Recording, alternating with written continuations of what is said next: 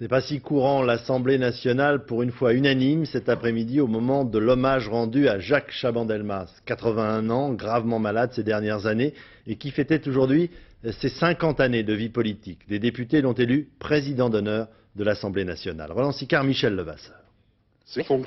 Jacques Chaban-Delmas n'était pas venu dans l'hémicycle depuis longtemps. Ce n'est pas qu'il boudait, c'est qu'il était fatigué. Aujourd'hui, il est venu et il n'a pas été déçu. Je vais vous demander, mes chers collègues, de conférer à Jacques Chaban-Delmas une distinction en le proclamant président d'honneur de l'Assemblée nationale. En principe, Jacques Chaban-Delmas n'avait pas prévu de parler, mais il a changé d'avis. Émotion. J'emporterai comme le plus grand et le plus précieux des trésors, précisément, cette communion d'esprit et de cœur. Cet idéal pouvait se nommer en deux mots, la France et la République.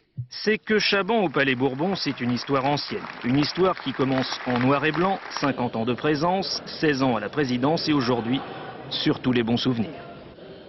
Un tel personnage, il est bien, rendre hommage. Jacques Chaban-Delmas a été un grand parlementaire, donc au-delà des divergences politiques, je crois qu'il est normal de lui rendre hommage. C'est un homme qui a pesé de tout son poids dans la vie politique française. C'est un grand homme et je suis très heureux et honoré de l'avoir dans ma famille politique, mais de le fêter ici à l'Assemblée nationale. Et puis il y a les observateurs, ceux qui ont vu Chaban à l'œuvre et qui se rappellent les meilleurs moments.